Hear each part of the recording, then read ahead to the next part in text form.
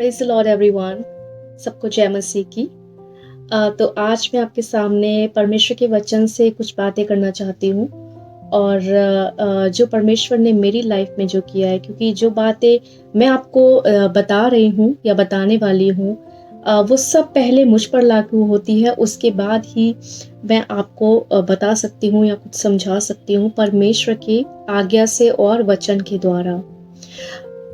तो आज का जो विषय है वो बहुत ही गंभीर है, बहुत ही सीरियस टॉपिक है, क्योंकि ये सभी के अंदर पाया जाता है और आपसे पहले ये मुझ में है और या मैं कहूँ था, लेकिन प्रभु ने बदला है। तो भजन संहिता 51 के 5 में इस तरह से लिखा है कि देख, मैं अधर्म के साथ उत्पन्न हुआ और पाप के साथ अपनी माता के गर्भ में पड़ा। यानी कि यहाँ पे स्पष्ट है, दाऊद यहाँ पे स्पष्ट बोल रहे हैं और बाइबल हमें स्पष्ट बताती है कि मनुष्य जाति यानी कि हर एक इंसान जो पैदा होता है, जो बच्चा पैदा होता है, वो पाप ही के साथ उत्पन्न होता है। और रोमियो के 3 के 23 में लिखा है, 3 के 23 में लिखा है कि सब ने पाप किया लेकिन परमेश्वर की महिमा से रहित है। या रहित मतलब यहाँ बताया गया कि उनको पता ही नहीं है। जैसे मुझे नहीं पता था, वैसे बहुत है आज दुनिया में बहुत लोग हैं जिनको पता ही नहीं है कि वो पाप ही के साथ अपनी माता के गर्भ में पड़े। अब मैं एक बात आपसे कहना चाहती हूँ, क्या आपको पता है कि आपका शरीर, जो शरीर आपके पास है, वो परमेश्वर की नजर में क्या मूल्य रखता है? बहुत कीमती है। आपका शरीर, आपकी जान, आपका बॉडी, शरीर, प्राण, आत्मा परमेश्वर की नजर में बहुत वैल्यू रखते हैं एंड यू आर वैल्यूएबल। परमेश्वर आपकी बहुत कदर करते हैं और परमेश्वर ने बोला है कि मैं मनुष्य के मन में वास करता हूँ और वो हमारे अंदर रहते हैं। इतने वैल्यूएबल हैं हम कि उन्होंने जब एक इंसिडेंट है दाऊद का, दाऊद परेशान हो गया था। दाऊद एक परमेश्वर का जन था जो परमेश्वर से बहुत प्रेम करता था और उसको बचपन ही से परमेश्वर ने अपने राज्य के लिए चुन लिया था और वो परमेश्वर का भक्त थे। और वहाँ पे एक इंसिडेंट बताया गया है कि दाऊद महलों में रहते थे। ओके, दाऊद का एक महल था, बहुत सुंदर, बहुत खूबसूरत, जो परमेश्वर ने उन्हें दिया था। तो जब वो एक रात को सोता है तो उनके मन में ख्याल आता है कि मैं इतने अच्छे घर में रह रहा हूँ, इतने बढ़िया मेरा दीवारें हैं, दरवाजे हैं और सोने का क्या क्या नहीं इस भवन में है, और मैंने परमेश्वर को बाहर रखा हुआ है तंबू में। उस समय तंबू बनाए जाते थे, तंबू जिसको हम बोलते हैं टेंट बनाए जाते थे और इस तरह से परमेश्वर का मान किया जाता था कि एक तंबू परमेश्वर के लिए अलग से बना दिया जाता था और ये माना जाता था कि वो उनमें वास करते हैं। तो जब दाऊद के मन में ये बातें आ रही थी, उसने अपने एक जन को बोला कि परमेश्वर मेरे बारे में क्या सोचते होंगे कि मैं इतने खूबसूरत मकान में रह रहा हूँ और परमेश्वर तंबू में रह रहे हैं। तो परमेश्वर ने क्या जवाब दिया आपको पता है?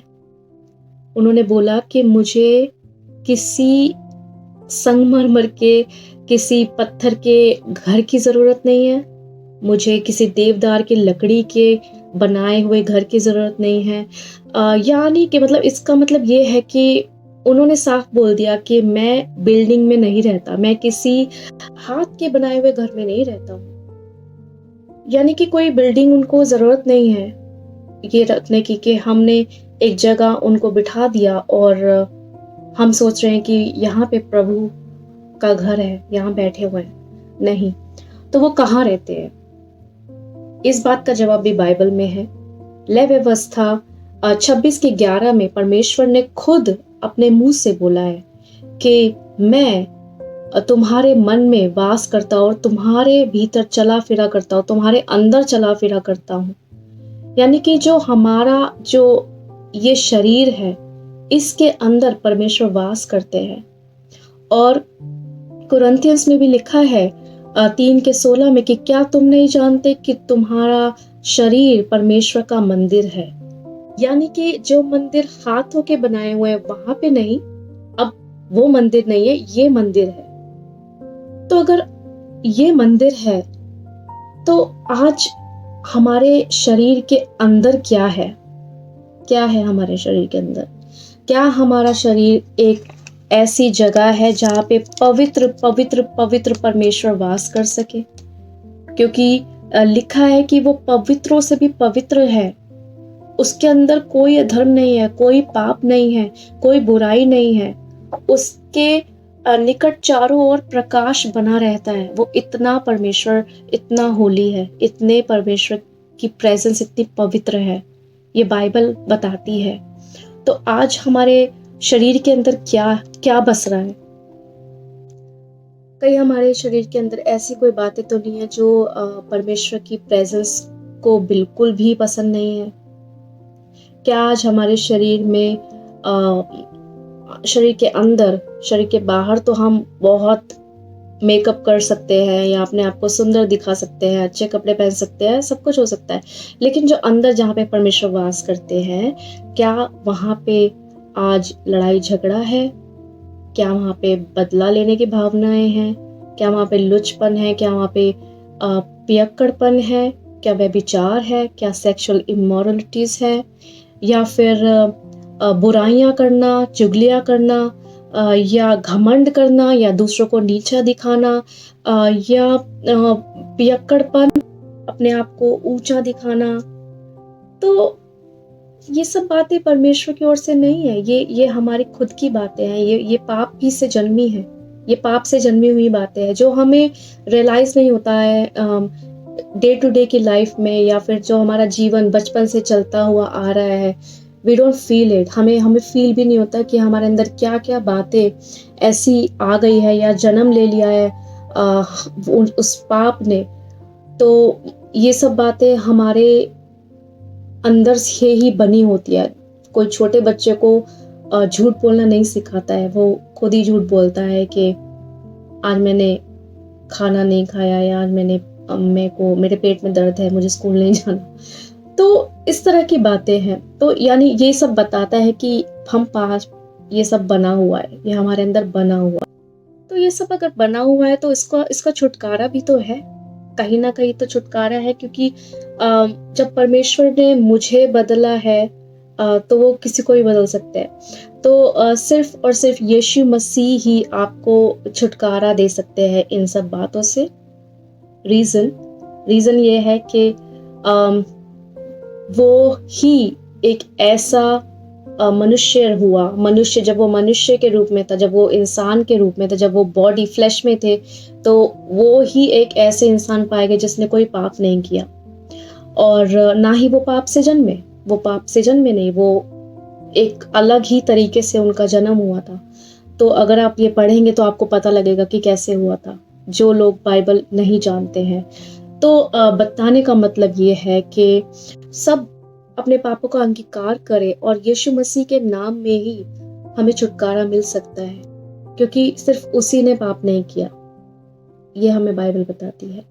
और पहले यूहन्ना के 1:9 में लिखा है कि यदि हम अपने पापों को मान ले, अगर हम मान ले अपने पापों को, if we confess our sins, then lord is merciful, वो दयालु परमेश्वर है और वो हमें हमारे अधर्म से शुद्ध करने और हमारे पापों को क्षमा करने के में और हमें धर्म से मिलाने के लिए विश्वास योग्य परमेश्वर है। यानी कि वो तो चाहते हैं कि हम माफी मांगे, हमें रियलाइज हो, हमारा कॉन्शियस जगह कि हाँ हम है क्या, अभी क्या हो रहा है, क्या ये बातें हमें परमेश्वर से मिलाती है या फिर हम एक दूसरे को नीचा दिखाने के लिए, क्योंकि जितना पाप बड़ा होगा उतना ही आज स्टेटस हाई बोला जाता है। तो जिसने ज्यादा पाप किया है वो उसकी नजरों में ज्यादा ज्ञानवान हो जाता है, वो इंसान, वो ज्यादा टैलेंटेड एंड स्मार्ट हो जाता है। But this is not what the God of Bible wants you to do, because he is not just the God of Bible, he is the God of everyone. Okay, तो वो सभी के परमेश्वर है। आपको ये मानना जरूरी है कि आप पाप ही से जन्मे हैं और छुटकारा सिर्फ और सिर्फ यीशु मसीह के नाम से है। क्योंकि जितने भाई बहन मुझे देख रहे हैं जो मसीह में हैं, वो इस बात को बहुत अच्छे से जानते होंगे कि किस तरह परमेश्वर ने उनका जीवन बदला है। और यीशु मसीह ने बोला है कि जो मुझ पर विश्वास करेगा वो फिर अंधकार में ना रहेगा। यानी कि वो ज्योति, जो परमेश्वर की ज्योति है, वो उसमें फिर आ जाती है। और बाइबल ये भी बताती है कि आदम से, एक इंसान से, पहले व्यक्ति से पाप आया, आदम से पाप आया, और पहला ऐसा व्यक्ति हुआ जिससे कि जीवन आया। पाप से मृत्यु आई, लेकिन मृत्यु पर विजय यीशु मसीह ने ही पाई, क्योंकि वो तीसरे दिन मुर्दों में से जिंदा हो गए थे और उन्होंने मौत को भी हरा दिया था। देखिए, संसार में बहुत ऐसी बातें हो रही है। हमारा लाइफस्टाइल, हमारे आने जाने में, हमारे खाने पीने में, हमारे सराउंडिंग्स में, हमारे इर्द गिर्द वो एक एटमॉस्फेयर बना रहता है और ऐसा प्रतीत होता है कि सभी तो एक ही जैसा कर रहे हैं। क्या हमें इस चीज के लिए जरूरत है ये करना कि जो ईशा बता रही है या जो बाइबल का वचन कहता है, क्या ये जरूरी है? हाँ, आपको जरूरी है, क्योंकि इसी के विषय में आपका न्याय होगा। और बाइबल का एक वचन है जो मैं आपके सामने पढ़ना चाहती हूँ और फिर मैं ये मैसेज क्लोज करूंगी। रोमियो 12:2 में इस तरह से लिखा है, इस संसार के सदृश ना बनो, वरन तुम्हारे मन के नए हो जाने से तुम्हारा चाल चलन भी बदलता जाए, जिससे कि तुम परमेश्वर की भली भांति इच्छा को अनुभव के साथ पूरा कर पाओ। तो यहाँ पे जब हम अपने आप को बदलेंगे, वचन कहता है कि अनुभव, यानी कि आपको एक्सपीरियंस होगा, आपकी लाइफ बदलेगी, आपको पता लगेगा कि क्या गलत है, क्या सही है, किस राह पे जाना है, क्या करना है, वो विजडम आपको मिल जाएगा। तो परमेश्वर का बुद्धि का आत्मा आपके अंदर कार्य करेगा। तो मैं बस यही कहना चाहती हूँ एंड में कि you are most valuable thing in God's eyes. Okay, आप बहुत ही मूल्य रखते हैं परमेश्वर की नजरों में, लेकिन आप अपने आप को नष्ट ना करें, क्योंकि वो आपको बचाने के लिए ही सूली पर चढ़ा। यीशु मसीह हमारे पापों के लिए मारा गया, गाड़ा गया और तीसरे दिन मुर्दों में से जिंदा हो गया, और आज भी वो जिंदा है। और वो चाहते हैं कि उसी के नाम से लोगों को छुटकारा मिले, लोगों की जिंदगियां बदले। तो जो परमेश्वर मुझे बदल सकता है वो आपको भी बदल सकता है। He is just with in you. आप उसको सीख him and you will find. उसको खोजो और वो आपको मिलेगा, वो आपके अंदर है, तो बहुत करीब है वो आपके। Praise the Lord. आप सबको जय मसीह की। Praise God.